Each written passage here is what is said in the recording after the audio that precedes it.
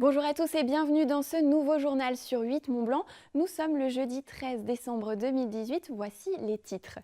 Les travaux de la gare de Lyon-Part-Dieu impactent le trafic ferroviaire de la région. De nombreux trains sont supprimés sur différentes lignes.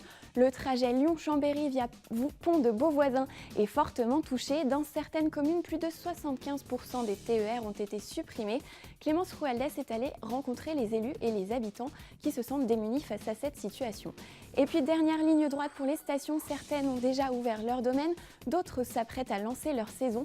En cette période de dernier préparatif, Emmanuel Jaude s'est intéressé aux retenues collinaires. Le trafic ferroviaire diminue de 20% en Auvergne-Rhône-Alpes. Une diminution liée aux travaux de la gare Lyon-Part-Dieu. Le manque de TER se fait sentir dans plusieurs communes de Savoie. La ligne Lyon-Chambéry via Pont de Beauvoisin est la plus impactée.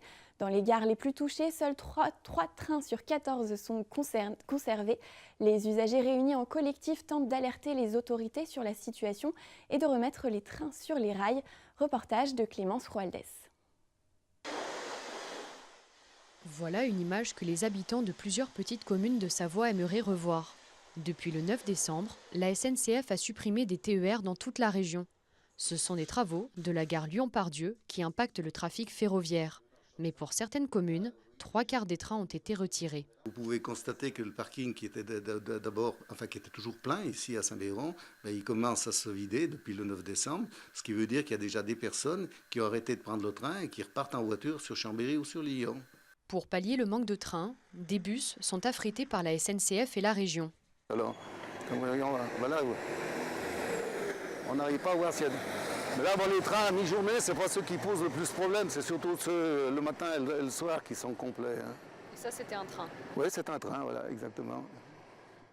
Une situation qui inquiète les élus, alors que l'avant-pays savoyard connaît une forte expansion démographique. Les gens qui prennent le train sont de plus en plus nombreux, parce qu'aujourd'hui, on nous explique qu'il faut faire du covoiturage, on nous explique qu'il faut utiliser les déplacements d'eau. On était en plein dans cette logique-là. Et vous avez même bon nombre de gens qui sont venus habiter sur le territoire parce qu'il y avait le train. Donc ils ont bâti leur vie avec leurs enfants, avec le train qui s'arrête à l'Épin. Jusqu'à 75% de suppression de TER, les maires et les usagers disent avoir manqué d'informations. Nous avons appris, nous aussi bien élus et la population, d'une façon tout à fait par hasard, il y a 15 jours, 3 semaines en arrière, que le trafic allait être interrompu. La région a reconnu qu'il y avait eu une maladresse sur la communication. Un manque de communication qu'un collectif d'usagers tente d'endiguer. Nous avons été un peu sidérés rapidement puisqu'on s'est aperçu qu'il y avait une réelle paralysie de beaucoup d'acteurs du territoire qui n'étaient pas informés. La pétition, c'est une pétition qui est claire. Elle commence par un train. Ce n'est pas la même chose qu'un bus. Parce qu'aujourd'hui, je pense que les signataires ont bien compris que, vu l'encombrement des routes, vu les problèmes capacitaires d'un bus, je rappelle, c'est 50 places, ce n'est pas possible. On ne peut plus aujourd'hui, avec l'expansion démographique du territoire, penser acheminer dans les villes environnantes les gens par des bus. La SNCF n'a pas souhaité s'exprimer face caméra. Selon elle, la situation n'est pas définitive et devrait durer au minimum 1 an. J'ajoute qu'un mouvement de grève de la SNCF est prévu ce vendredi. Le trafic des TER en Auvergne-Rhône-Alpes sera impacté. Les axes Grenoble-Chambéry, Bellegarde-Évian, Annemasse-Saint-Gervais et Annemasse-Évian sont notamment concernés. Plus d'informations sur le site de la SNCF. Le dialogue s'est sérieusement crispé cette semaine entre les présidents des départements de Savoie et de Haute-Savoie, pourtant habitués à travailler ensemble. À l'origine de cette tension, une fuite, une lettre d'Hervé Guémard, président du département de la Savoie, classée confidentielle, a été rendue publique en début de semaine. Le courrier s'adresse aux habitants de Haute-Savoie et évoque le projet de fusion entre les départements, un projet qu'il soutient depuis des années. Certains élus du conseil départemental de Haute-Savoie ne comprennent pas cette démarche. Christian Monteil a réaffirmé son opposition à la création d'une collectivité à statut particulier. Il reste cependant ouvert au dialogue et, je cite, à d'autres collaborations. Les deux présidents doivent rencontrer Jacqueline Gouraud, ministre de la Cohésion des Territoires, en février prochain pour évoquer le dossier. On ouvre une page sport d'hiver à présent. Avec un détour par l'Isère, le département voisin a lancé une vaste étude sur l'avenir des stations. Il s'est intéressé plus particulièrement à l'enneigement dans les années à venir, une étude qui pourrait inspirer les pays de Savoie. Reportage de Charlotte Faulkner de Télé Grenoble. L'impact du changement climatique sur les conditions d'enneigement des domaines skiables de l'Isère, cette étude se base principalement sur 3 points. Pourra-t-on skier en 2050 dans toutes les stations iséroises? En 2050, la neige sera moins présente et ce moins longtemps, mais elle ne disparaîtra pas. En moyenne, les pires saisons d'enneigement qui ont lieu une année sur 5 aujourd'hui seront plus fréquentes, de l'ordre de une année sur 3. En 2025, 42% des surfaces skiables seront équipées en neige de culture contre 27 actuellement. On continuera d'avoir des années d'enneigement très défavorables, comme on en a déjà aujourd'hui. Néanmoins, l'enneigement associé à ces années défavorables ne sera pas forcément pire que l'enneigement de ces années défavorables aujourd'hui, à condition d'avoir cette neige de culture telle qu'elle est projetée. Y aura-t-il assez de ressources en eau pour fabriquer cette neige de culture? Pour 1 hectare de piste, il faut 3000 m3 d'eau par saison. En Isère, à l'horizon 2050, le volume d'eau ne changera pas, mais sera modifié avec plus de pluie et moins de neige. On montre que finalement, on aura a priori aussi assez d'eau dans le futur pour continuer à alimenter ces installations et que le besoin en eau supplémentaire purement induit par le réchauffement climatique reste finalement assez limité, de l'ordre de 15%. En moyenne à l'échelle du département de l'Isère. Les stations iséroises pourront-elles financer les investissements liés à la neige de culture? Les investissements prévus par les domaines skiables isérois sur les 5 ans à venir s'élèvent à 165 millions d'euros. Sur cette enveloppe, près de 30% sera consacré à la neige de culture, soit 47,7 millions d'euros. On observe aujourd'hui une certaine disparité dans la capacité à investir sur nos stations, qui fait que certaines d'entre elles pourront réaliser ces investissements à court terme.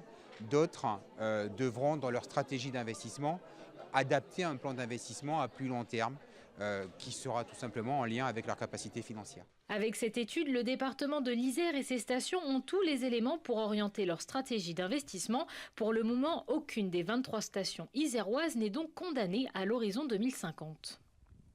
On reste dans la thématique de la neige. Avec un reportage sur les retenues collinaires. Pour garantir la qualité de l'ensemble de leurs pistes, les domaines skiables se passent difficilement de leurs enneigeurs. Et pour garantir leur fonctionnement, la gestion de la ressource en eau est indispensable. Une eau stockée dans les retenues collinaires.